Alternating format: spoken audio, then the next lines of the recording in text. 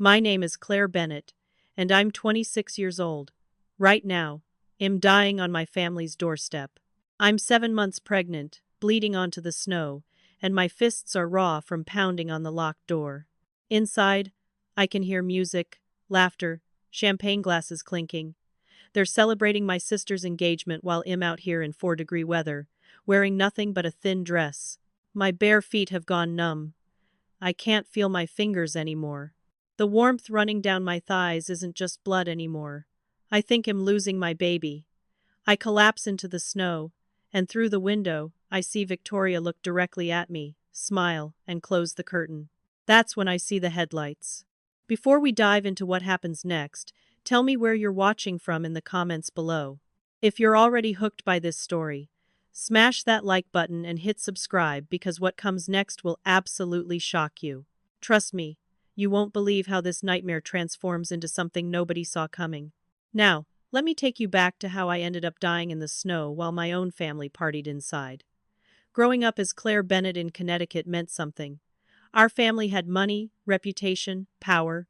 My father, Richard Bennett, built a real estate empire worth hundreds of millions.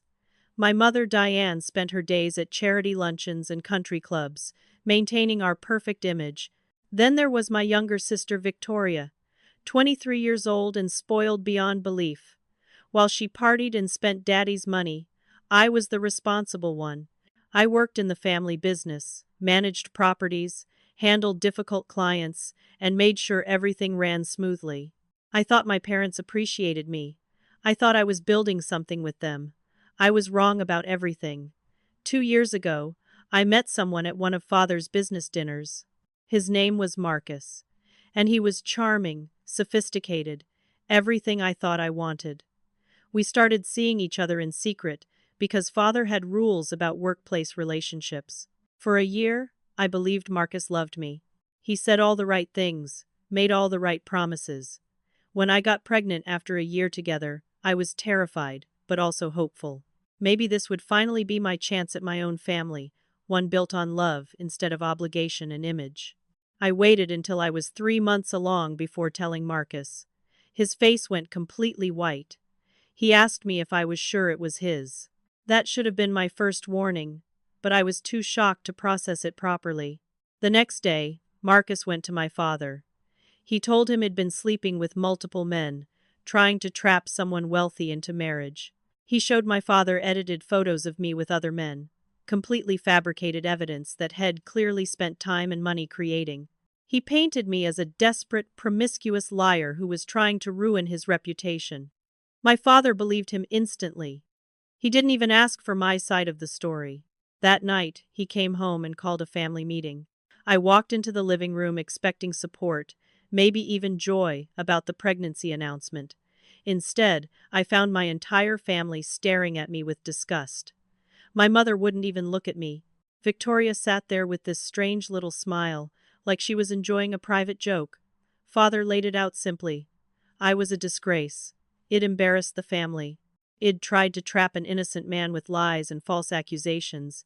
He gave me 2 choices: get an abortion and wed, never speak of this again, or leave. I refused the abortion. This was my baby, innocent in all of this. And I wanted to be a mother. I thought they'd respect my choice, even if they were angry. Instead, Father said I could stay.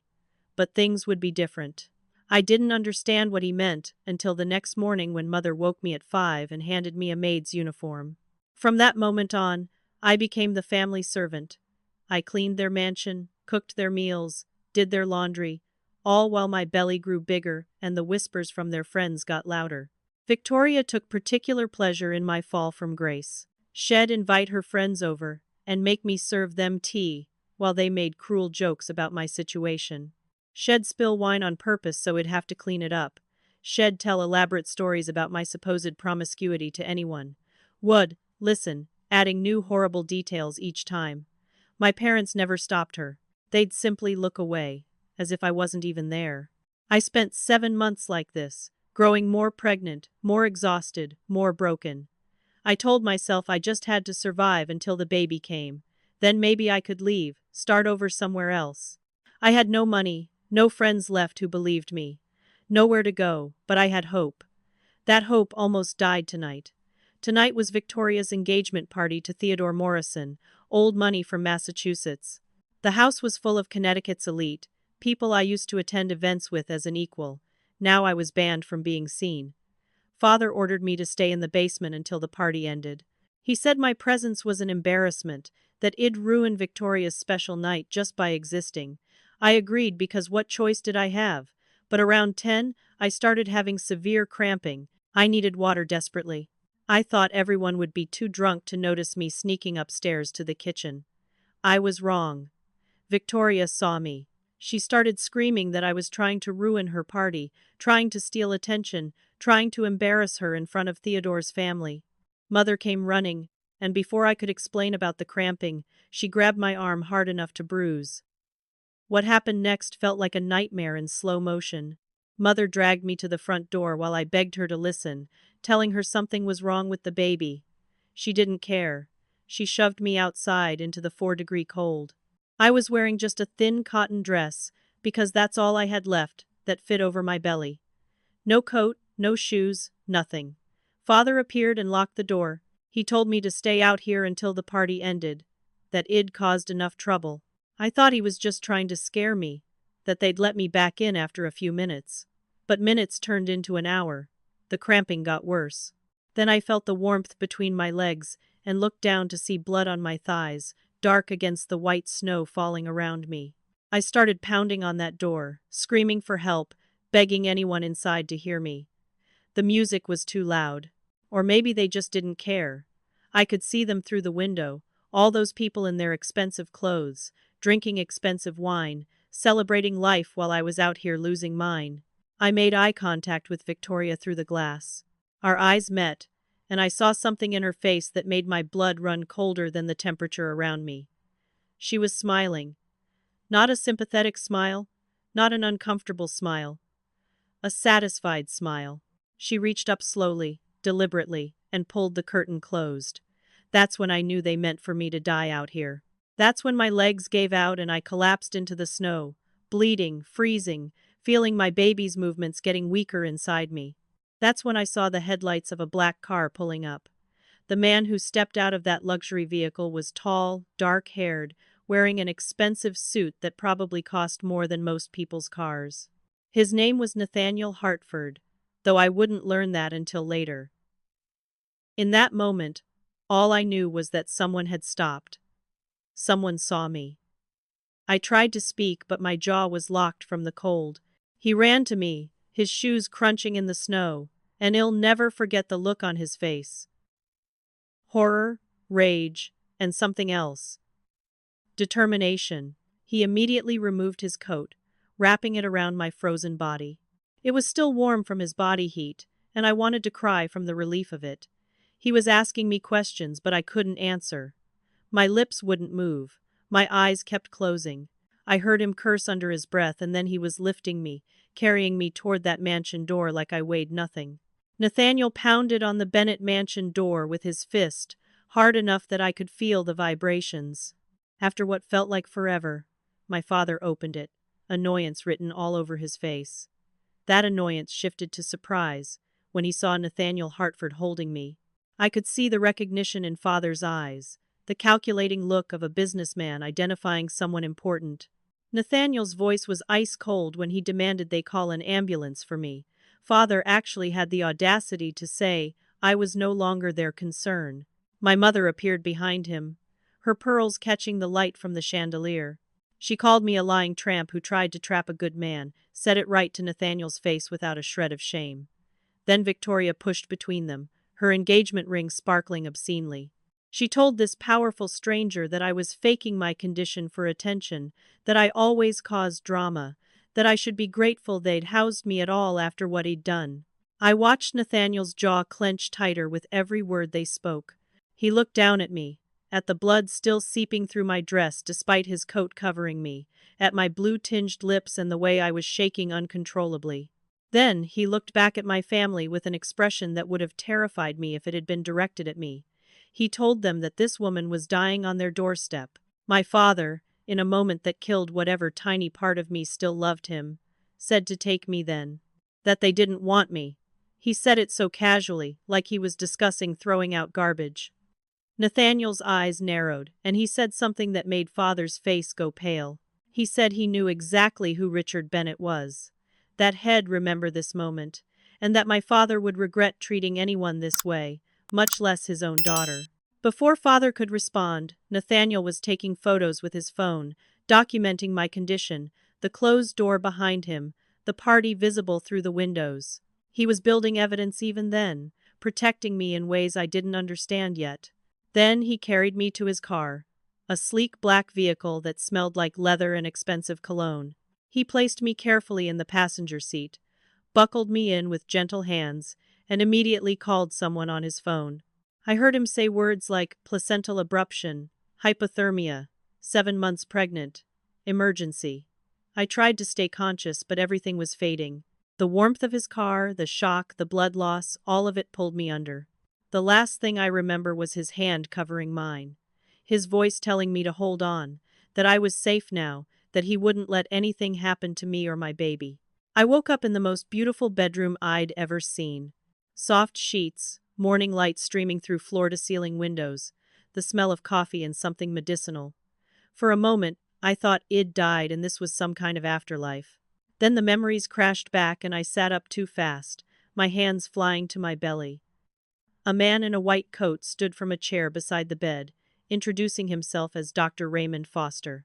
He quickly assured me the baby was alive, but the situation had been critical. It experienced a placental abruption caused by the extreme stress and hypothermia. Had managed to stop the bleeding, but it'd been on the edge of losing everything. My baby's heartbeat was weak but present. I needed complete bed rest for the remaining 2 months of my pregnancy. No stress, no exertion, or I'd lose the baby and possibly my own life. I started crying then, silent tears that wouldn't stop. Doctor. Foster patted my hand awkwardly and left the room. Moments later, Nathaniel entered. In the morning light, I could see him clearly for the first time. He was younger than I'd thought, maybe 34, with sharp features and intelligent eyes that held genuine concern. He sat in the chair, Doctor. Foster had vacated and told me everything that happened after I passed out. How had brought me to his penthouse instead of a hospital because he didn't trust my family not to interfere. How his personal physician had performed emergency treatment that saved my baby's life. How had documented everything and reported the incident to authorities. How had meant what he said to my father about remembering this. I kept apologizing, over and over, for being a burden, for bleeding on his expensive car, for disrupting his life. He cut me off gently, telling me to stop. He asked me to tell him what happened, all of it, from the beginning. Something about the way he asked, without judgment, made me believe I could trust him. So I told him everything. About Marcus, the fake evidence, my family's betrayal, the 7 months of servitude, Victoria's cruelty, being locked outside to die. He listened without interrupting, but I watched his hands curl into fists on the armrests. When I finished, he was quiet for a long moment. Then he made me a promise that changed my life. He said I never had to go back there, that I could stay here until the baby came and beyond if needed, that no one would hurt me again. I broke down completely then, sobbing so hard I couldn't breathe, and this stranger held me while I grieved for the family I'd lost and the nightmare I'd barely survived. Over the next week, I recovered in Nathaniel's penthouse. It was surreal, living in this beautiful space overlooking the city, being brought meals by his housekeeper, having Dr. Foster check on me and the baby daily. Nathaniel worked from home mostly, and we'd talk in the evenings. I learned he was a self-made tech billionaire, worth about $8 billion. Had built his empire from nothing, understood what it meant to be underestimated and betrayed. The more I told him about Marcus and my family, the more concerned he became. He kept circling back to inconsistencies in my story, not because he doubted me, but because something wasn't adding up about Marcus' evidence and behavior. Finally, one evening, he told me he'd hired a private investigator named Jack Morrison to look into Marcus' background. I panicked, worried about costs, but Nathaniel waved it off. He said if someone was going to destroy a woman's life so thoroughly, he wanted to know why. Jack's initial report came back 3 days later, and Nathaniel's face when he read it made my stomach drop. He asked me to sit down before he showed me anything. The investigator had discovered that Marcus was never actually my boyfriend. Everything between us had been fabricated from his end. What Jack had uncovered was so much worse than it imagined. Marcus had been having an affair with Victoria. They'd been sleeping together for over a year, the same time frame I thought Marcus was with me. Victoria had gotten pregnant first, with Marcus' baby. But Marcus was already engaged to another woman in California, someone from a wealthy family had been planning to marry for money. When Victoria told him about her pregnancy, they both panicked. Her pregnancy would expose the affair and ruin Marcus' plans for his California marriage. That's when they created their plan to frame me. Marcus had never touched me romantically. The pregnancy couldn't possibly be his. The investigator had found medical records proving Marcus was actually sterile from a childhood illness. Had been scamming women for years, getting close to them, creating fake relationships, then destroying their reputations when it benefited him. In my case, the benefit was covering up Victoria's pregnancy and affair. They'd used sophisticated photo editing to create images of me with other men. They'd paid actors to pose as my supposed lovers. They'd even bribed people at my father's company to make statements about my fictional promiscuity. The whole thing was an elaborate, expensive conspiracy designed to make me the villain in a story where I was the victim. Nathaniel showed me the evidence. Bank transfers from Victoria to Marcus, totaling $500,000. Text messages between them discussing the plan, laughing about how easily it'd be destroyed, how father would never question Victoria's word against mine. Medical records of Victoria's secret abortion at a private clinic 2 states away. Witness statements from 3 other women Marcus had victimized the exact same way. One of those women had committed suicide. Another had lost custody of her child because Marcus' lies convinced a judge she was unfit. The third had been forced by her family to give her baby up for adoption. Marcus had done this again and again, and Victoria had knowingly helped him do it to her own sister. I couldn't breathe. I couldn't process it. This meant my baby wasn't Marcus. My baby's father was someone else entirely. But who? It'd never been with anyone else. It'd never even been drunk enough to black out except once, at a family party about 8 months ago. Oh God. Nathaniel saw my face change, asked what I was thinking. I told him about that party, how Victoria had insisted I drink with her, kept refilling my glass with something fruity that didn't taste strong. How he'd woken up the next morning in my bed with no memory of the night and a splitting headache. He'd assumed I was just a lightweight drinker. Now I realized he'd been drugged. Someone had assaulted me while I was unconscious. Someone had gotten me pregnant through rape and I didn't even remember it. Nathaniel immediately called Jack back, asked him to investigate that party specifically. Who was there? Who had access to me? Security footage if any existed. While we waited, Nathaniel did something that broke through the last of my walls. He sat beside me and told me this wasn't my fault. Not the pregnancy, not the framing, not believing Marcus' lies, none of it. He said I'd been systematically gaslit and abused by people who should have protected me.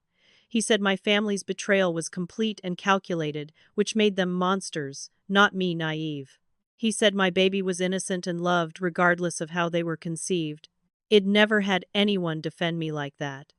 I'd never had anyone look at me without judgment. I fell a little bit in love with him right then, though I didn't realize it yet. Jack called back 2 days later with information that made me physically ill. Head found the security footage from that party. It showed Theodore Morrison, Victoria's current fiancé, the man whose engagement was being celebrated the night I nearly died, leading me upstairs while I could barely walk. It showed Victoria watching it happen and doing nothing. The footage showed Theodore entering a guest room with me and not emerging for over an hour. When he did come out, Victoria met him in the hallway. They had a conversation that Jack had managed to get audio for through security archives. Theodore was worried he'd remember. Victoria assured him, I wouldn't, that she'd given me enough drugs to ensure memory loss. She told him this solved both their problems because now they could blame the pregnancy on someone else. They'd planned this together. My sister had helped her fiancé assault me, then framed me for it. Nathaniel wanted to call the police immediately. I stopped him. I needed to think. If Theodore was my baby's biological father, he had legal rights. He could fight for custody. His family had money and power. Mine had turned against me. I had nothing. Nathaniel reminded me quietly that I had him, that I wasn't alone in this fight. He asked if I trusted him. I did, completely, which probably should have scared me given how recently we'd met, but nothing about this situation was normal. He said he wanted to build an airtight case before going to authorities. He wanted evidence so overwhelming that neither Theodore nor my family could wiggle free. He wanted to protect me and my baby from any potential custody battle. I agreed, grateful beyond words that someone finally believed me and was willing to fight for me. Dr. Foster arrived the next day with the therapist Nathaniel had hired for me, Dr. Patricia Holmes. She specialized in trauma from family abuse and sexual assault. I was resistant at first, convinced therapy was pointless, but she was patient and kind. Over the following weeks, I started processing everything that had happened. The betrayal, the gaslighting, the assault I couldn't remember, the 7 months of abuse. Dr. Holmes helped me understand that my family had engaged in systemic psychological torture designed to break me completely. She helped me see that Victoria's cruelty wasn't about me being bad, but about her being deeply damaged and willing to destroy anyone to protect herself. She helped me understand that surviving everything I'd survived made me strong, not weak. Slowly, carefully, I started healing. My baby remained stable with the bed rest. I grew physically stronger. And I started believing maybe, just maybe, I deserved better than what my family had given me. 2 weeks after Eid moved into Nathaniel's penthouse, everything changed. Nathaniel and I had gone to a routine checkup with Dr. Foster at his private clinic. We'd been careful, using back entrances, avoiding attention. But somehow, a paparazzi photographer caught us. The photo showed Nathaniel helping me out of his car, his hand protectively on my very pregnant belly, both of us looking at each other with obvious care. The image went viral. Speculation exploded across social media and gossip sites. Who was the mysterious pregnant woman with billionaire bachelor Nathaniel Hartford? Were they together? Was it his baby? The story grew bigger when someone identified me as Claire Bennett, daughter of real estate developer Richard Bennett, whom Nathaniel was known to compete with in the business world. My father saw those photos and the articles speculating about my relationship with Nathaniel. Suddenly, Richard Bennett had a major problem. Head discovered that Nathaniel controlled the permits and zoning approvals he desperately needed for his biggest development project, a $200 million deal that would either save Bennett Real Estate or sink it completely. Without Nathaniel's approval, that project died. And Richard had thrown Nathaniel's pregnant companion out into freezing weather to die. Head told one of the most powerful men in the state to take the trash away. The business implications hit my father like a freight train.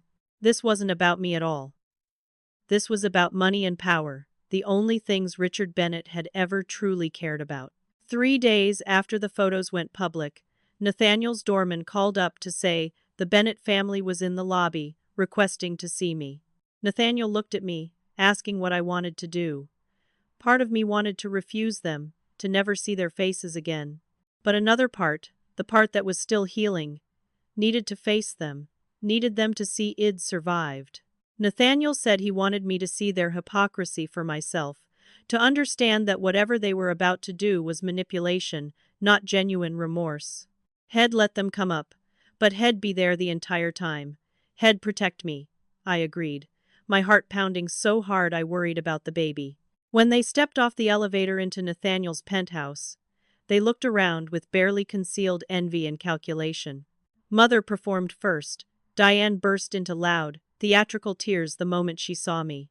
She rushed forward like she was going to hug me, but Nathaniel stepped smoothly between us. She wailed about how worried they'd been, how they'd looked everywhere for me, how they'd been sick with concern.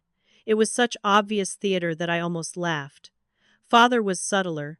Richard approached with his businessman face, the one he used during negotiations. He said there had been a terrible misunderstanding, that things had gotten out of hand at the party, that I was still their daughter and always would be. His eyes kept flicking to Nathaniel, calculating, measuring. Victoria hung back, and when our eyes met, I saw fear there. She was scared. Good. They'd brought gifts. Expensive flowers, designer baby clothes, a check for $10,000. Mother kept touching my arm, my shoulder, my belly, until I physically moved away from her. She asked about the baby, cooed about becoming a grandmother, said how excited they all were to meet their grandchild. The rage that built in me was hot and clean. I asked them quietly why they cared now when they'd left me to die 2 weeks ago. Mother's face crumpled in fresh tears. She insisted they hadn't realized how serious things were, that it was just meant to be a brief time out, that they'd come outside minutes later to find me gone and had been frantic ever since.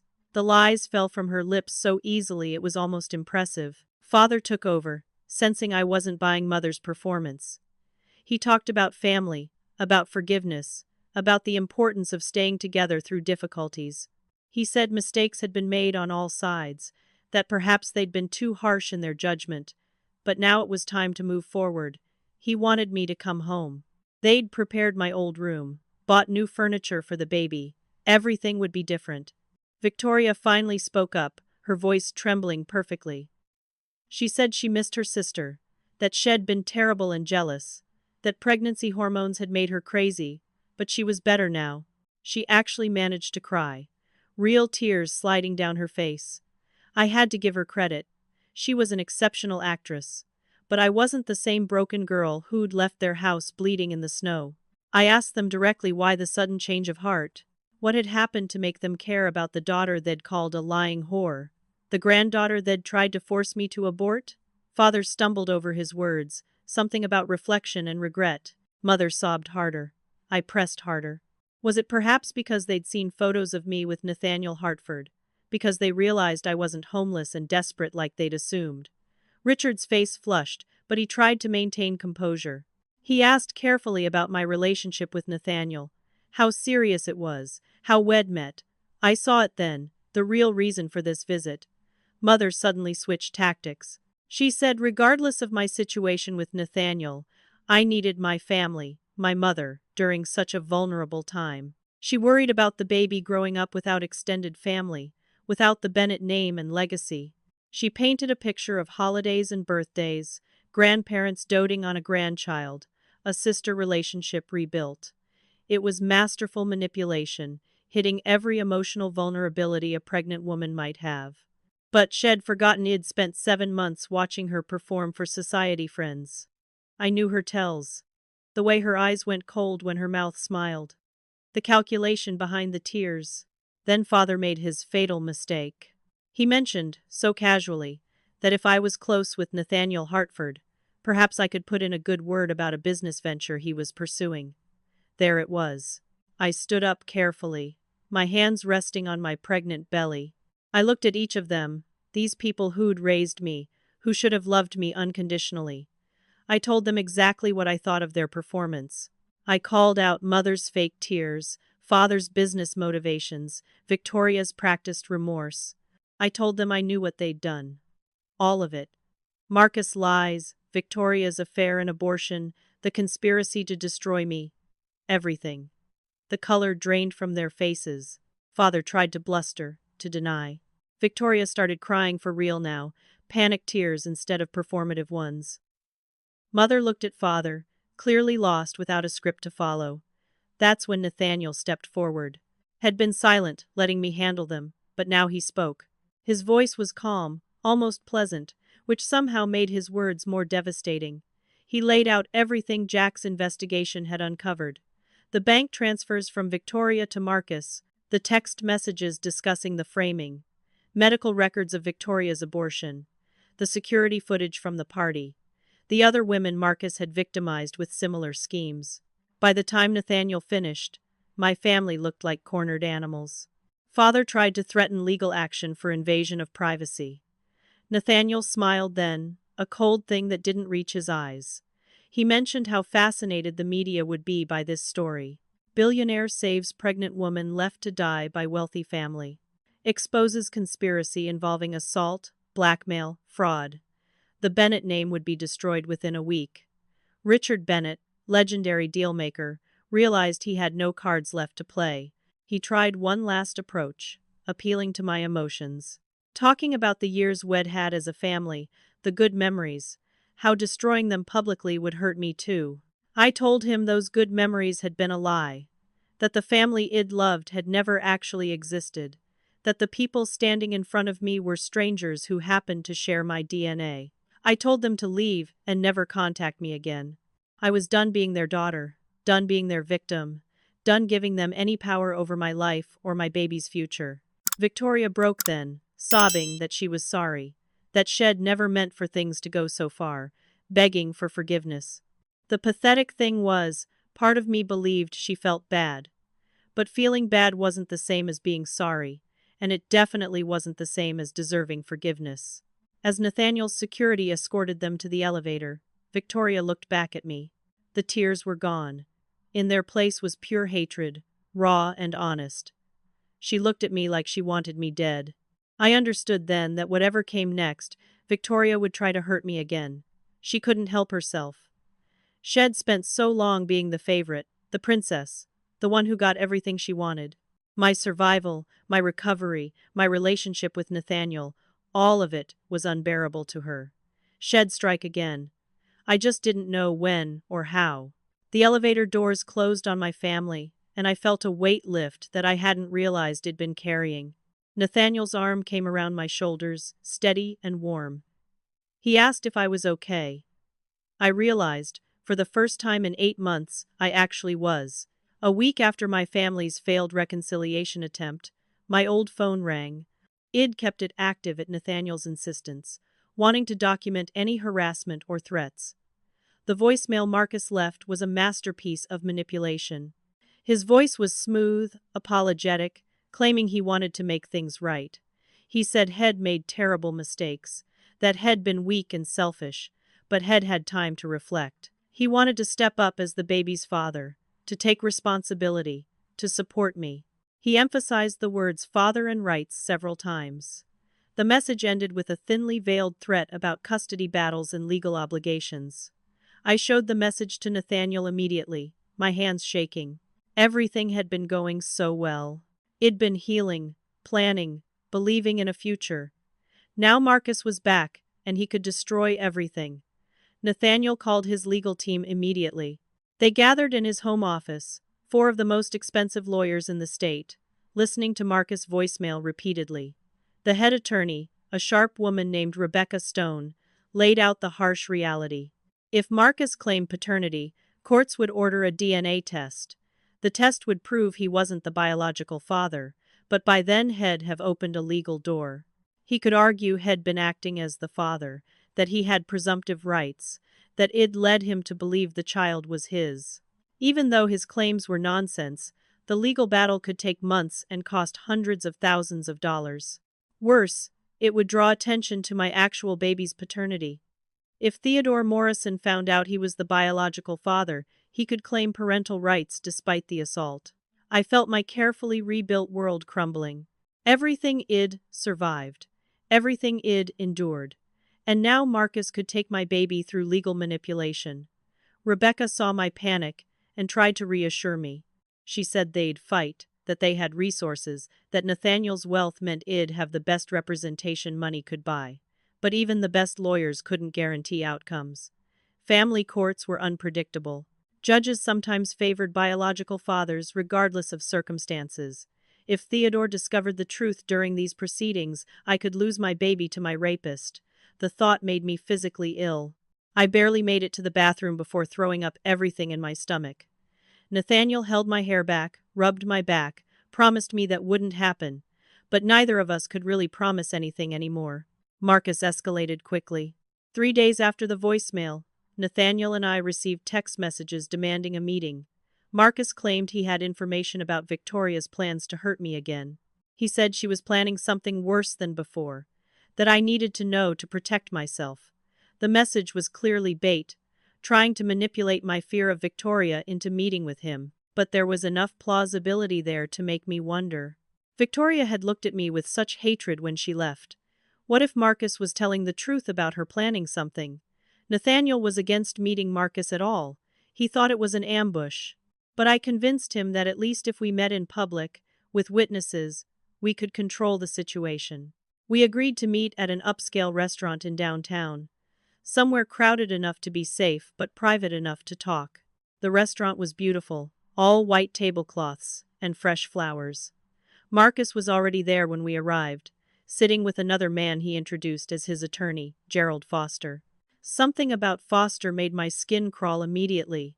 He had the look of someone who'd take any case for the right price. Ethics be damned.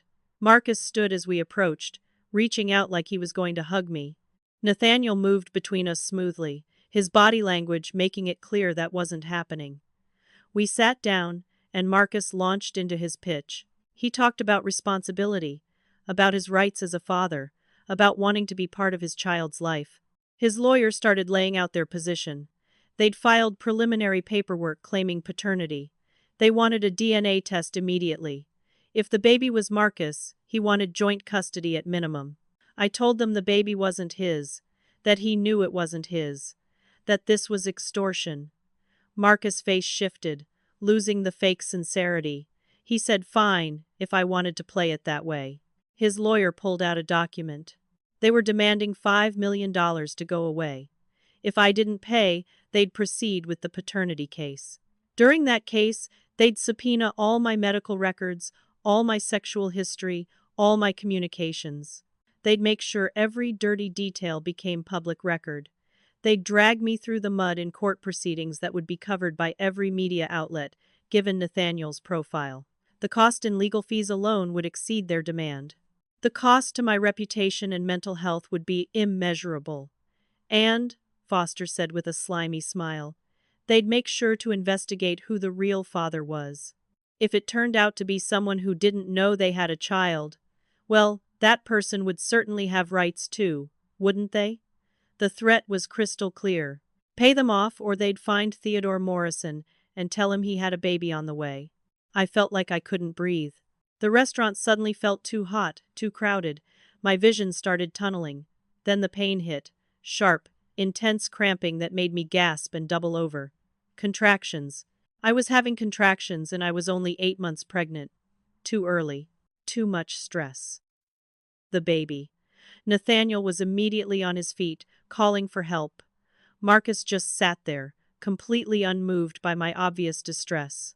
He actually said to Nathaniel that he hoped he'd think carefully about their offer, that they'd need an answer within 48 hours.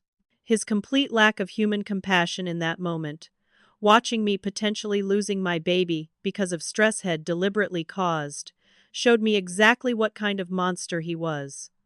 The next few minutes were chaos. Restaurant staff rushing over, someone calling an ambulance, Nathaniel holding me as another contraction hit. That's when Jack Morrison, Nathaniel's investigator, burst into the restaurant. Had been following Marcus as a precaution, and he had something urgent. He rushed to our table, ignoring Marcus' lawyer's protests, and started laying out what Head discovered. The DNA evidence from Jack's previous investigation into Marcus had revealed something crucial. Marcus was sterile. Medical records from when he was 13 showed Head contracted mumps, which led to complete sterility. He physically could not father children. Every woman Head scammed, every paternity claim Head made, every child Head claimed as his, none of it was possible.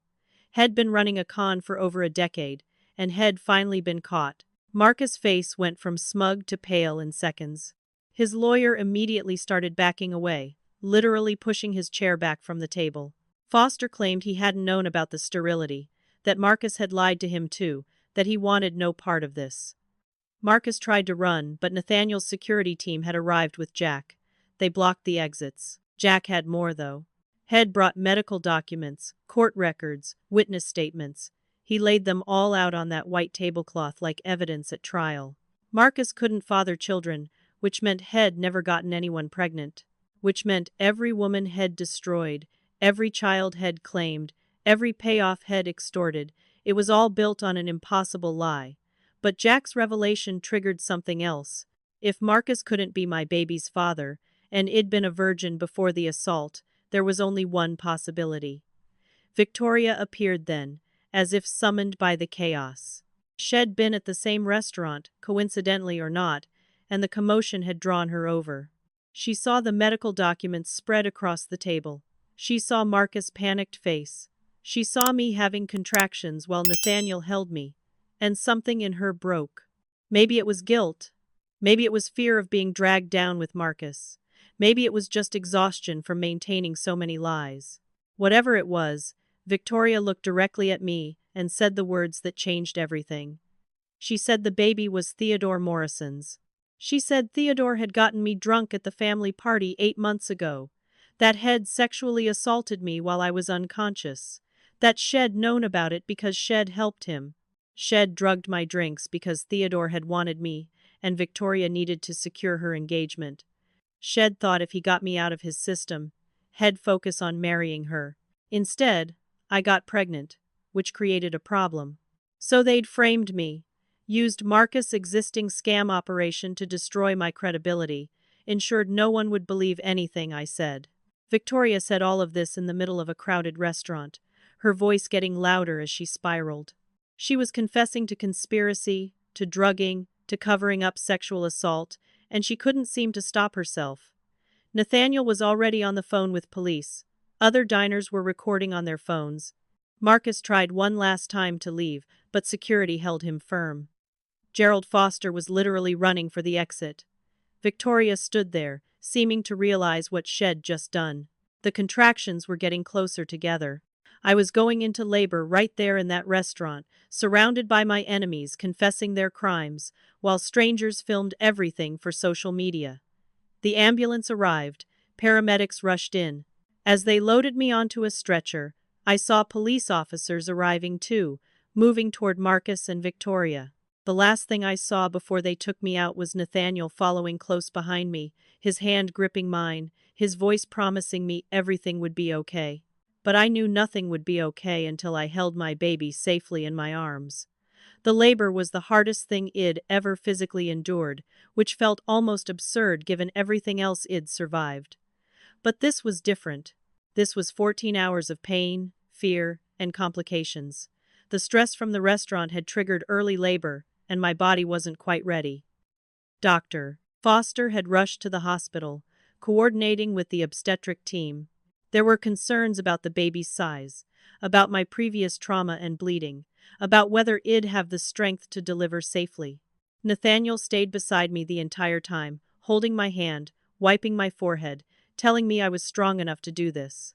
When I said I couldn't, that it was too much, he looked me in the eyes and reminded me, I'd survived my family, trying to kill me in a snowstorm. I could survive this too. At 3 a.m, after hours of pushing and praying, my daughter was born. She came out with a cry that sounded like pure fury at being forced from her warm cocoon into this cold world. The nurse placed her on my chest, this tiny, wrinkled, perfect creature. 5 pounds, 3 ounces of pure miracle. I named her Hope, right there in that delivery room. Hope Bennett, because she was the hope that had kept me alive in that snow, the hope that pulled me through 7 months of abuse, the hope that made everything I'd survived worthwhile. When I held her, I understood for the first time what people meant when they talked about unconditional love. I would burn the world down to protect this baby. I would die and kill for her. She was mine, and nothing and no one would ever take her from me. Nathaniel cried when he held Hope. Actual tears on the face of this billionaire who'd saved my life. He looked at her with wonder, touching her tiny fingers, marveling at her perfection. He looked at me and said, "We'd done it. We'd brought her safely into the world." The way he said, we made my heart hurt in the best way. This man who owed me nothing had given me everything. Had saved my life, protected me, fought for me, and now he was crying over my daughter like she was precious to him too.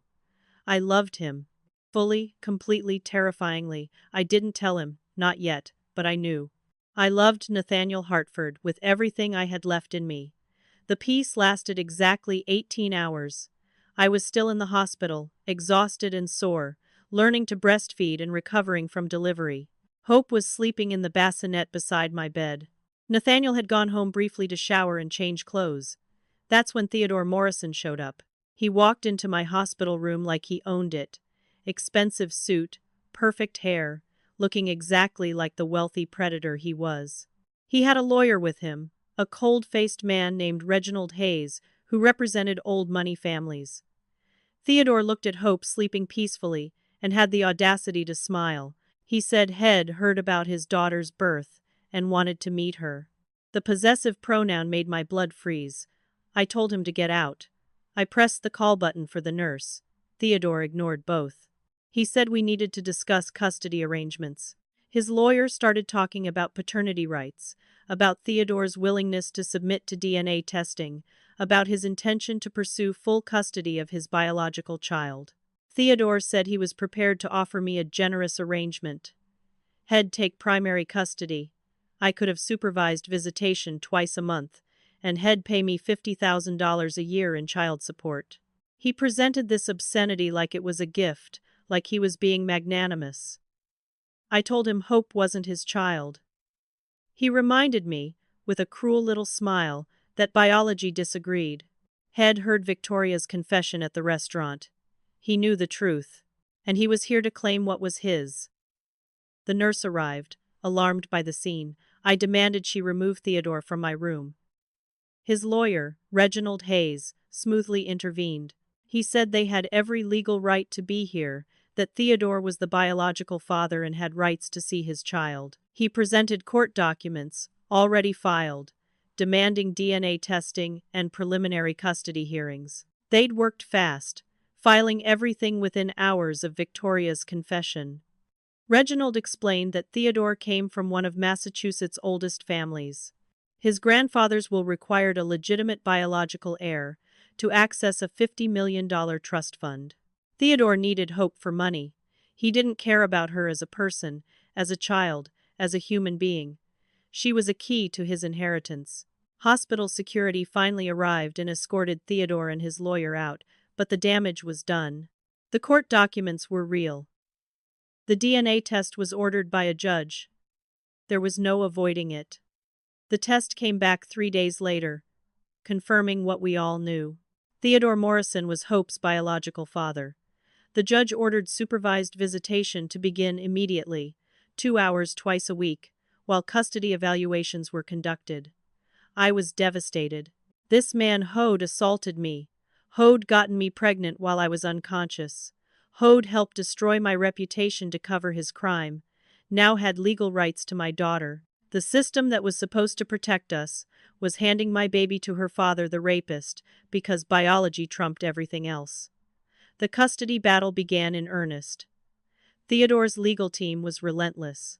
They painted me as unstable, homeless before Nathaniel took me in, estranged from my family, with no support system. They used my family's statements against me, where Richard and Diane had called me a liar and promiscuous. They brought up the 7 months I'd worked as a servant in my family's house, suggesting I had no ambition or drive. They made my victimhood sound like character flaws. Meanwhile, Theodore was presented as a stable, wealthy man from a good family, with resources to provide the best life for Hope. His assault was downplayed as a regrettable drunken encounter, both parties intoxicated, simply a misunderstanding that resulted in pregnancy. His lawyers were making me sound like the problem. The preliminary hearing was a nightmare. The judge, an older man named Harold Stevens, seemed sympathetic to Theodore. He talked about the importance of fathers in children's lives, about not letting personal conflicts override what was best for the child. When my lawyer brought up the assault, Theodore's team had character witnesses testifying that he was a good man, who'd never hurt anyone. Victoria had disappeared, fleeing the state before she could be compelled to testify, so her confession at the restaurant was just hearsay, without her testimony. The judge granted Theodore expanded visitation, 4 hours twice a week. Every time I had to hand Hope over to him, even with a court-appointed supervisor present, I felt like I was being torn apart. This tiny baby who didn't understand why her mother was crying, being held by the man who'd violated me to create her. That's when Nathaniel did something that changed everything again. We were in his penthouse after another horrible court session. Hope was crying. I was crying. Everything felt hopeless. Nathaniel sat down across from me and asked if I trusted him. I said yes, completely. He asked if I believed he'd protect Hope and me no matter what. I said yes, I believed it with everything in me. Then he asked me to marry him. Not someday, not eventually. Immediately. He explained his reasoning. As my husband, He'd have legal standing in the custody case. His wealth and stability would counterbalance Theodore's. A married woman with a supportive spouse looked infinitely better to family courts than a single mother living with an unrelated man. He could adopt Hope, giving her another legal parent besides Theodore. It was strategic, practical, logical. But then Nathaniel said something that made my heart stop. He said the practical reasons were real, but they weren't the only reasons. He said he'd fallen in love with me, slowly, and then all at once. He loved my strength, my resilience, my fierce protection of Hope. He loved how I'd survived everything thrown at me and still found ways to be kind. He loved watching me be a mother. He wanted to be Hope's father in every way that mattered. He wanted to be my husband, not just on paper, but in reality. If I'd have him. If I could love him back. I was crying too hard to speak, so I just nodded. I nodded and reached for him, and he pulled me into his arms. We were getting married. This billionaire who'd found me dying in the snow was going to be my husband and Hope's father. Sometimes miracles happened in the strangest ways. We married at the courthouse 2 days later. Just us, Hope in my arms, and Nathaniel's assistant Margaret Torres as our witness. No fancy ceremony, no elaborate planning, just two people promising to protect each other and the baby between them. When Nathaniel kissed me, it was gentle and sweet and felt like coming home. Hope gurgled, and we both laughed through our tears. Margaret was crying too, snapping photos on her phone. The courthouse clerk who performed the ceremony said she'd been doing this job for 30 years and never seen two people more obviously in love. I wore a simple blue dress. Nathaniel wore a suit he'd worn to work that morning. We had matching simple gold bands. It was perfect. It was real. It was ours. Theodore found out about the marriage within hours. He showed up at Nathaniel's building in a rage. Security kept him in the lobby, but we could hear him shouting about fraud, about manipulation, about how we'd regret this. His lawyer filed emergency motions claiming the marriage was a sham designed to cheat Theodore of his parental rights. They demanded the marriage be annulled, that I be held in contempt of court for trying to circumvent custody proceedings. The judge denied the annulment but was clearly unhappy. Judge Stevens scheduled expedited hearings, wanting to resolve custody quickly. Theodore's team escalated their attacks. They hired private investigators to dig up dirt on Nathaniel, on me, on our relationship. They were desperate and dangerous, and they weren't going to give up. The battle for Hope was just beginning, but now I wasn't fighting alone. I had a husband who loved me, resources to match Theodore's, and a determination that had been forged in snow and betrayal. They were going to have to kill me to take my daughter. And even then, Nathaniel would protect her. The custody battle consumed the next month of our lives. Court dates, evaluations, supervised visitations that broke my heart every time. Theodore played the role of concerned father perfectly in front of the social workers. He bought expensive gifts for Hope, talked about his plans for her future, painted himself as a man denied his child by circumstances and my vindictiveness. Meanwhile, his legal team worked to destroy me in court documents. They subpoenaed my medical records, my family's statements, everything they could use to make me look unfit. Nathaniel's lawyers fought back hard, but family court moved slowly, and judges had wide discretion. We were losing ground despite having right on our side. Then Nathaniel thought of something. Theodore's grandfather, Cornelius Morrison, was 87 years old, the patriarch of the Morrison family, the source of that $50 million trust fund Theodore wanted so desperately. Nathaniel suggested we try to meet with him directly. It was a long shot. Old money families usually closed ranks to protect their own. But Nathaniel had business connections to Cornelius through charity boards. He could potentially get us a meeting. I was terrified of facing Theodore's family, of being judged by more people, but I was more terrified of losing Hope. We agreed to try. Nathaniel made some calls. 3 days later, we received an invitation to Cornelius Morrison's estate for tea. The Morrison mansion made my family's house look modest. Old wealth, generations of it, displayed in every piece of furniture and artwork. We were shown into a sitting room where Cornelius waited. He was a small man, shrunken with age, but his eyes were sharp and intelligent. He looked at Hope in my arms with undisguised interest. Then he looked at Nathaniel and me with something like calculation. He invited us to sit and asked me directly to tell him everything. Not Theodore's version, not the court documents, my truth. So I did. I told him about the party, being drugged, waking up with no memory, Victoria's confession, the pregnancy, my family's betrayal, being locked outside to die, Nathaniel saving me. The entire nightmare, laid bare before this elderly man who held so much power over our lives. Cornelius listened without interrupting. When I finished, he was quiet for a long moment. Then he said something that surprised me. He said Head suspected Theodore was rotten for years. His grandson was spoiled, entitled, cruel when he thought no one was watching. Cornelius had written the trust fund requirements, hoping Theodore would never fulfill them, would never produce an heir. But Theodore had found a way, through assault and conspiracy. Cornelius said Head been trying to find a way to cut Theodore out of the will entirely, but Massachusetts estate law made it difficult. However, if Theodore was facing criminal charges for sexual assault, if there was proof of his crimes, that changed things. Criminal conduct could void trust fund provisions. Cornelius asked if we had evidence. Real, solid evidence that would hold up in criminal court. Nathaniel mentioned the restaurant confession, but Victoria had fled and couldn't be forced to testify. Without her, it was just hearsay. Cornelius nodded slowly. Then he said something that gave me hope for the first time in weeks. He said his house had security cameras, including in the guest bedrooms. Head installed them years ago after some valuable items went missing during a large party. The cameras were discreet, hidden in light fixtures and air vents. Head never thought to check them for the night of my assault.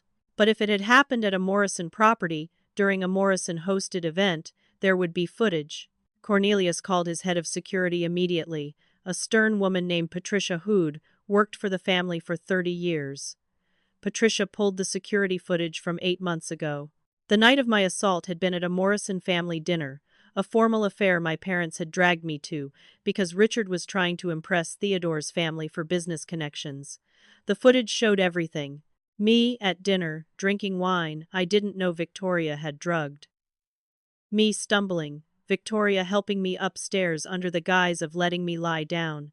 Theodore, following us up. Victoria and Theodore conferring in the hallway. Theodore entering the guest room where I was unconscious. The footage was grainy but clear enough. Patricia's face grew harder as she watched.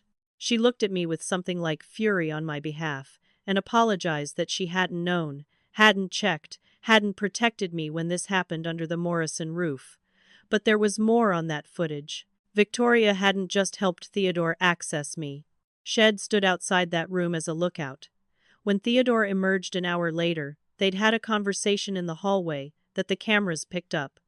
Audio and video together. Theodore worried it'd remember and report it. Victoria assured him the drugs would cause memory loss. They discussed how to use my resulting pregnancy to secure their own relationship. Victoria promised to help cover everything up, to provide a scapegoat. Theodore promised in return to marry her as planned and give her the lifestyle she wanted.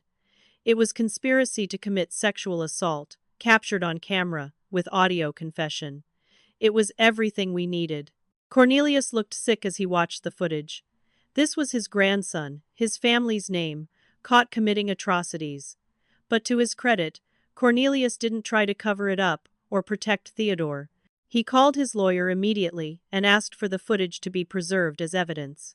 He called the district attorney's office, someone he knew personally, and explained that he had evidence of a sexual assault committed by his grandson.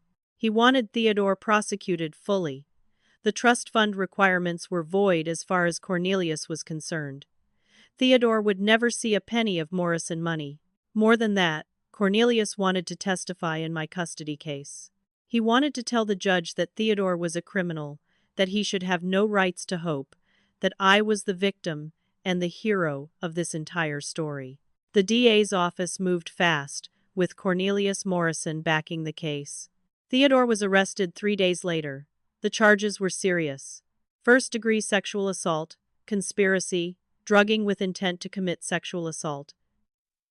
Victoria was charged in absentia as an accomplice. Theodore's bail was set at $2 million, which his family refused to pay. Cornelius had publicly disowned him, released a statement condemning Theodore's actions and supporting my right to protect Hope from her biological father. The media firestorm was immediate and intense. The story had everything: wealthy families, sexual assault, conspiracy, a billionaire hero, an innocent baby. My face was on every news outlet. I hated the exposure, but I loved watching Theodore's perfect image crumble. The custody case shifted overnight. Judge Stevens, faced with criminal charges and video evidence, reversed his previous rulings. Theodore's visitation was suspended pending the criminal trial's outcome. His parental rights were temporarily revoked. The judge apologized to me in open court for not taking my claims more seriously from the beginning. Theodore's lawyer, Reginald Hayes, withdrew from the case.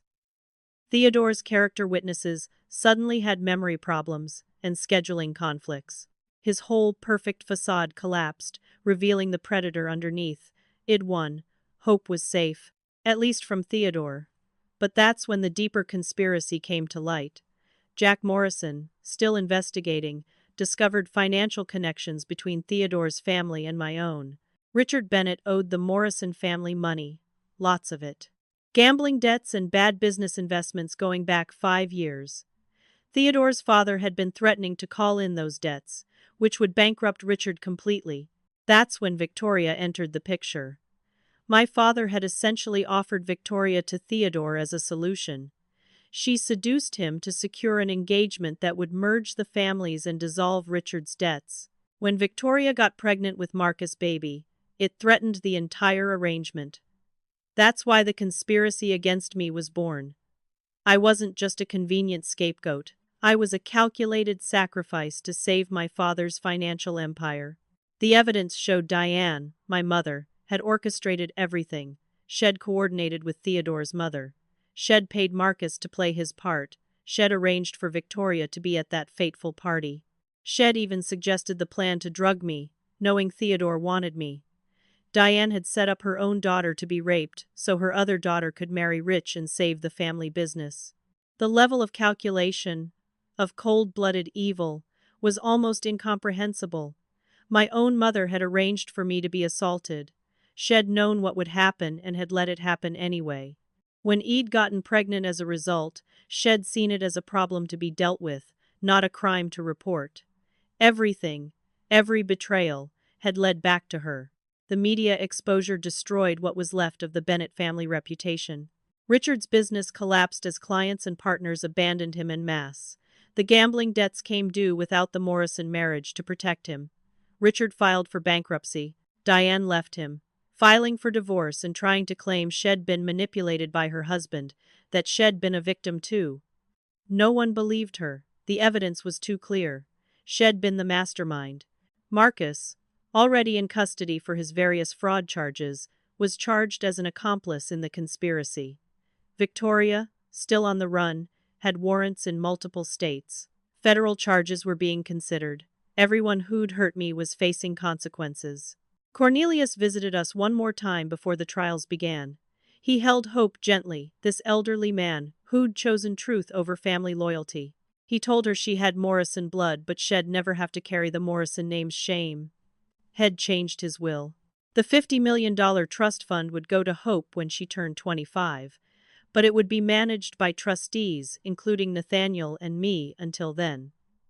Theodore would never touch it. Cornelius also established a foundation in Hope's name to support survivors of sexual assault and family abuse. He was trying to make amends for his grandson's crimes in the only way he could. I forgave him for his family's actions because he'd done something my own family never did.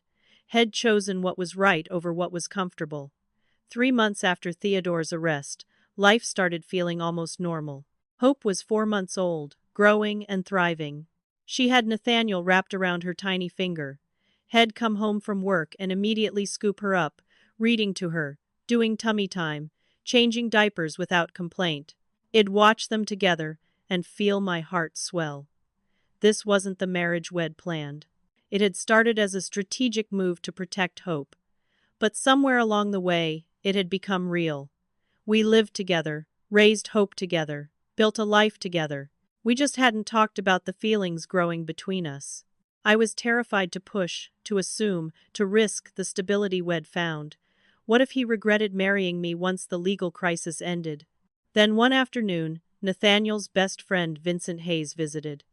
I'd met Vincent before. He was Nathaniel's college roommate, now a successful architect. The two men went to Nathaniel's study to talk while I fed Hope in the nursery. Their voices carried through the walls of the penthouse. I heard Vincent asking Nathaniel about the marriage, if it was still just strategic or if it had become something more. I froze, not wanting to eavesdrop but unable to move away. Nathaniel's voice when he answered was soft, vulnerable in a way I'd never heard him. He told Vincent he loved me, that He'd fallen in love with me months ago, maybe from the moment He'd found me in the snow. He loved my strength, my fierce protection of Hope, the way I'd survived everything and still found ways to smile. He loved watching me be a mother.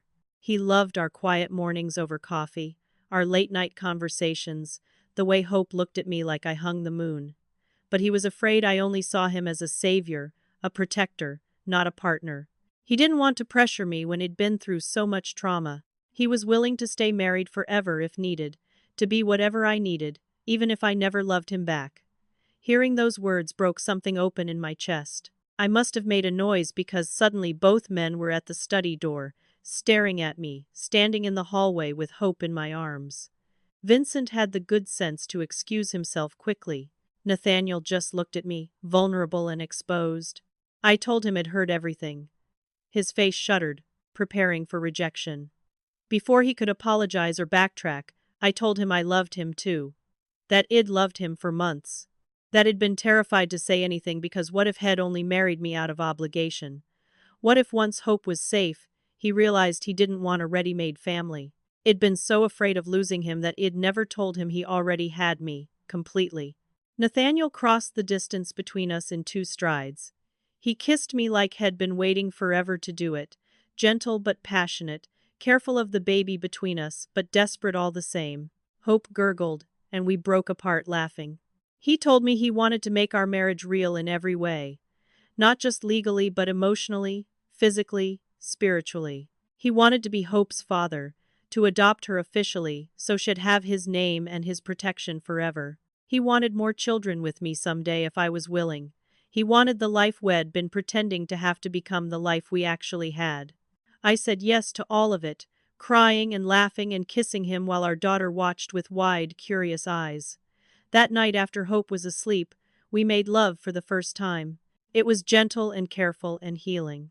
Nathaniel treated me like I was precious, taking his time, making sure I felt safe. I'd been so afraid that intimacy would trigger memories of the assault I couldn't remember, that my body would betray me with panic. But with Nathaniel, it felt right. It felt like reclaiming something that had been stolen, like proving that touch could be loving and consensual and beautiful. Afterwards, lying in his arms, I felt more whole than I had in years. We talked for hours about our future. The trials coming up, Hope's first birthday, maybe moving to a larger place where Hope could have a yard, maybe a brother or sister for her in a few years, maybe forever. I started therapy again with Dr. Holmes, but now the focus shifted from surviving to thriving. We worked on processing the assault, even though I couldn't remember it. We worked on my relationship with trust, with family, with my own worth. Dr. Holmes helped me understand that my family's betrayal wasn't a reflection of my value, but of their brokenness. She helped me see that building a new family with Nathaniel wasn't betraying my old one. It was choosing health over toxicity. Slowly, carefully, I was becoming someone I recognized again. Not the broken girl from the snow, but not the naive daughter from before either. Someone new, stronger, scarred but undefeated. 4 months after our courthouse wedding, Nathaniel surprised me. He'd planned a vow renewal ceremony, a real wedding with our closest friends. It was small, just 20 people in the penthouse, but it was perfect. I wore a cream dress that made me feel beautiful. Hope wore a matching outfit and served as the world's youngest flower girl, carried down the aisle by Margaret. Vincent was Nathaniel's best man, Dr. Foster, and his wife attended. Patricia from the Morrison estate came. Jack Morrison. Even Cornelius, fragile but determined. People who'd helped us, believed in us, fought for us. We renewed our vows with joy instead of desperation this time, promising forever because we wanted it, not because we needed it. The same week as our vow renewal, another piece fell into place. It enrolled in online college courses months ago, working toward a business degree, but I wanted to do more. I wanted to help women like me, women escaping abuse with nowhere to go. Nathaniel and I talked about starting a foundation, using some of his wealth to create real change. We launched Hope's Haven, a nonprofit providing shelter for pregnant women escaping abusive situations. The first facility opened in Connecticut, a beautiful house that could accommodate 20 women and their children. We provided housing, medical care, legal assistance, job training, therapy, everything it wished it had during my darkest times. Nathaniel funded it completely, asking nothing in return except that lives be saved. The trials began that fall. Theodore's trial came first. The video evidence was damning. His own grandfather testified against him. I had to testify too, describing what I knew, what I'd learned, what had been stolen from me. Theodore's lawyers tried to paint it as consensual, but the video showed me unconscious. The jury deliberated for less than 3 hours. Guilty on all counts. Theodore was sentenced to 15 years in prison. He'd be registered as a sex offender for life. His trust fund was permanently revoked. The Morrison name Head valued so highly was forever tarnished by his actions. As they led him away, he looked at me with hatred. I looked back with pity. Head destroyed his life for money Head never see. To father a child Head never know. Marcus' trial was next. Multiple women testified about his cons. The jury heard about his infertility, the fake relationships, the lives Head destroyed. He was convicted of fraud, conspiracy, and extortion. 7 years in federal prison. Civil suits from his victims would ensure Head never have a penny to his name again. Victoria was eventually caught trying to cross into Canada. She was extradited, tried, and convicted as an accomplice to assault and conspiracy. 2 years in prison, 5 years probation. My parents faced civil charges for conspiracy but not criminal ones. They'd lost everything anyway. Richard was bankrupt. Diane was working retail to survive. They'd destroyed their lives trying to maintain an image that had been hollow all along. One of Marcus' other victims reached out to me through Hope's Haven. Her name was Stella, and she'd been destroyed by Marcus 5 years ago. She'd lost custody of her daughter because of his lies. She thanked me for stopping him, for giving her information she could use to reopen her custody case. We met for coffee, 2 women who'd survived the same predator. She told me my courage to fight back, to expose the truth, had given her courage to fight for her daughter again. 6 months later, Stella got shared custody back. She sent me a photo of her reunion with her little girl. I framed it and hung it in the Hope's Haven office. Reminders that surviving wasn't enough. Thriving, healing, and helping others was how we turned pain into purpose. Hope's first birthday party was a celebration of everything we'd overcome. We held it at Nathaniel's estate, a property Head just purchased that had room for Hope to run and play as she grew. Friends filled the house. There was laughter, cake, presents piled high. Hope took her first steps that day, walking from me to Nathaniel and back while everyone cheered. She walked toward the 2 people who loved her most, in a home filled with people who'd fought for her, on a day that celebrated the life she almost didn't get to have. Nathaniel and I both cried watching her. Our miracle baby, walking toward her future with confidence and joy. She had no idea how close she'd come to not existing, how many people had tried to prevent her birth, how hard we'd fought to keep her safe. She just knew she was loved. That night, after the guests left, and Hope was asleep, Nathaniel and I stood in her nursery, watching her breathe. He wrapped his arms around me from behind, his chin resting on my shoulder. He thanked me for letting him love us, for building this life with him, for trusting him with the most precious things I had. I turned in his arms and told him he had it backwards. He'd given me everything. He'd saved my life, literally and figuratively. He'd given me a safe place to heal, a partnership to lean on, a love I'd never dared dream of. I kissed him and said, "Wed saved each other." That's what love was supposed to be. Not one person rescuing another, but two people choosing each other every day, building something together that neither could build alone. 1 year after our courthouse wedding, Nathaniel and I renewed our vows again. This time not because we had to or because we were celebrating survival, but simply because we wanted to publicly declare what we privately knew. We were forever.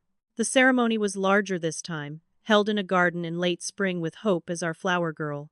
She toddled down the aisle, scattering petals everywhere except where they were supposed to go, and everyone laughed with pure joy. Vincent stood as best man. Margaret officiated again. Dr. Foster and Patricia were there. Cornelius attended with a hospice nurse, determined to witness our happiness before he passed.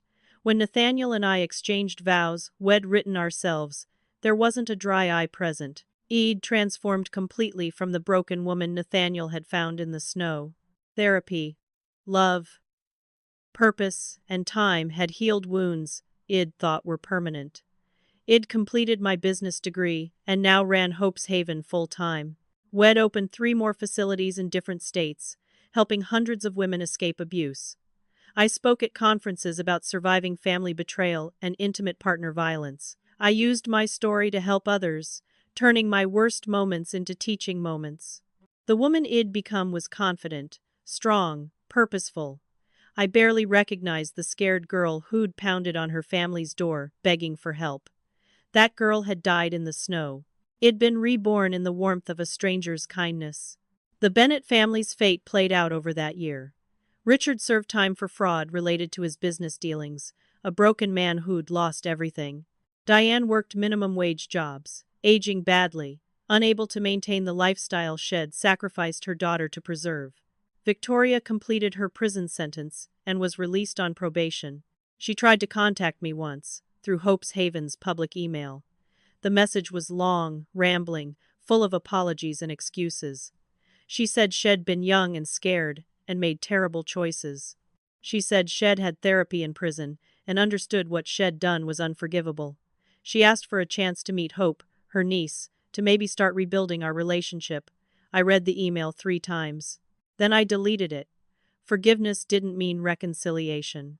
I'd forgiven my family, not for them, but for myself, releasing the anger and hurt that had poisoned me for so long. But forgiveness didn't mean welcoming them back into my life. Victoria had helped a man assault me. She'd framed me for her own crimes. She'd watched me beg for help while I was dying, and had smiled while closing the curtain. Those actions had consequences. The consequence was that she didn't get to know Hope, didn't get to be part of our family, didn't get to pretend everything was okay because she'd said sorry. I'd built a new life, a new family. The Bennett family had no place in it. That was a boundary I'd hold forever, and I had no guilt about it.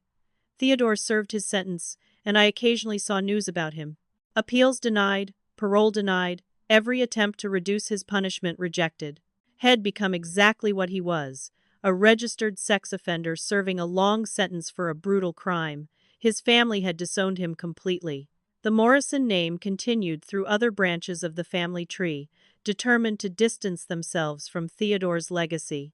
Cornelius passed away 8 months after our garden wedding, leaving behind the foundation in Hope's name and a trust fund that ensured her future security. His final years had been spent trying to atone for his grandson's crimes. I spoke at his funeral, thanking him for choosing truth over family loyalty, for being the grandfather Hope deserved even though he didn't have to be. Marcus remained in federal prison. I received occasional letters from him, forwarded by my lawyers. They were manipulative masterpieces, trying to evoke sympathy, claiming he was a victim too, suggesting we could find common ground. I never responded. My silence was the only answer he deserved. His other victims had formed a support group, women helping women heal from his specific brand of destruction. I attended their meetings sometimes, sharing my story, listening to theirs. We were a sisterhood of survivors, united by the same predator but no longer defined by him.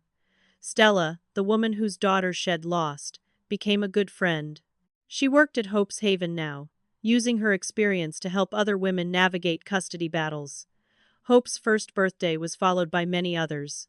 She grew into a bright, confident toddler who had no idea she'd been born into chaos. She knew only love, stability, and security. She called Nathaniel Daddy and Head melt every time. Head officially adopted her when she was 6 months old, his name on her birth certificate alongside mine. Theodore had no legal connection to her anymore.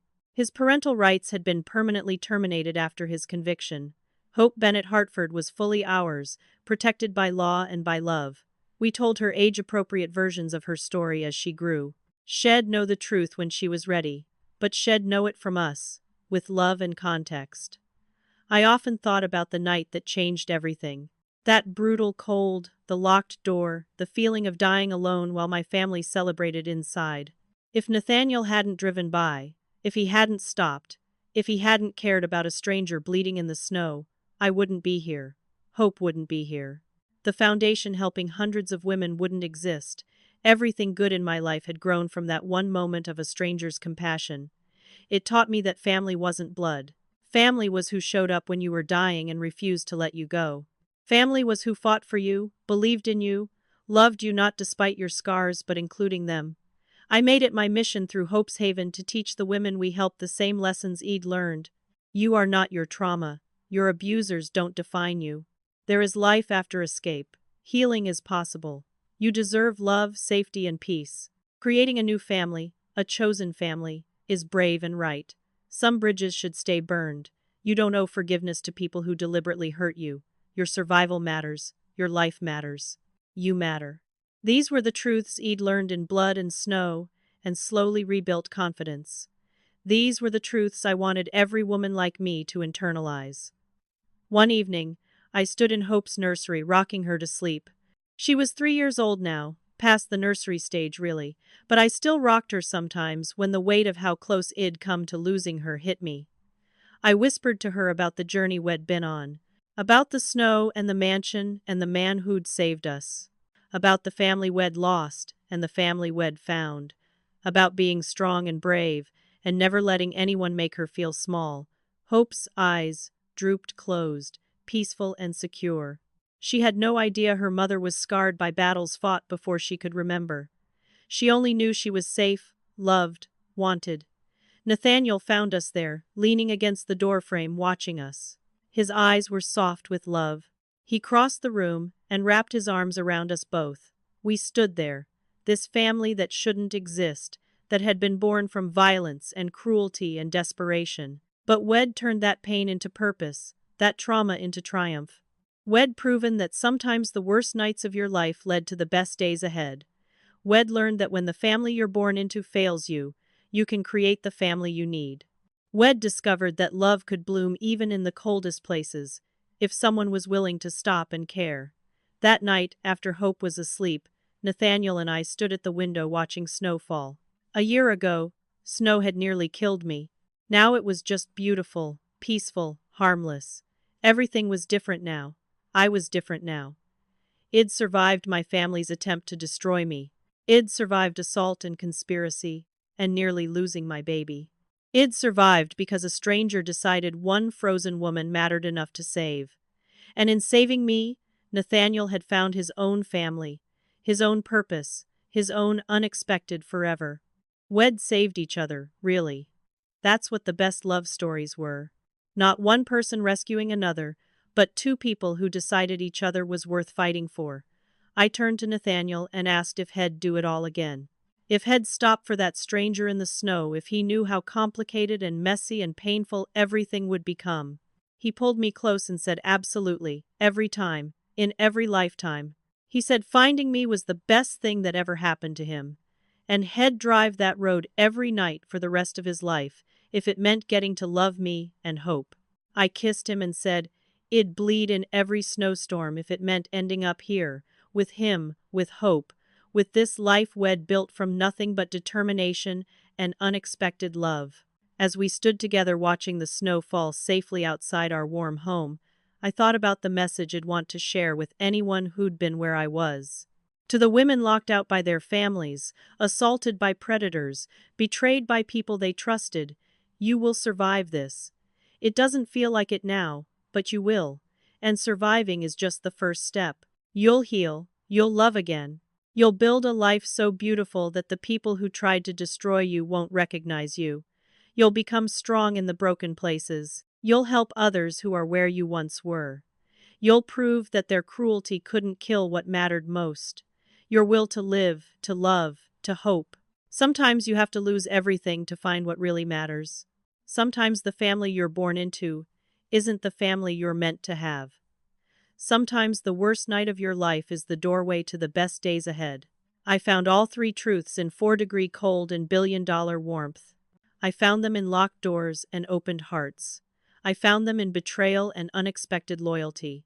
I found them in dying and being reborn. Claire Bennett died in that snow. Claire Hartford was born in the warmth of a stranger's coat. And Hope Hartford was the bridge between them, the proof that love could win even when everything was stacked against it. Now, I want to hear from you. Have you ever had to cut ties with toxic family members? Have you ever experienced someone showing you kindness when you needed it most? Drop your thoughts in the comments below. And if this story touched you, please hit that like button and subscribe to hear more real-life stories of survival and triumph. Share this with someone who needs to hear that it gets better, that they're stronger than they know, that their family is who loves them, not who hurt them. Thank you for watching, for listening, for caring about Hope's story and mine. I hope you find your own unexpected family, your own surprising love, your own way from cold to warmth. May you always be protected, loved, and cherished the way you deserve. May you find the strength to walk away from what hurts you and toward what heals you. And may you always remember, you are never alone in your pain, and you are always worth saving.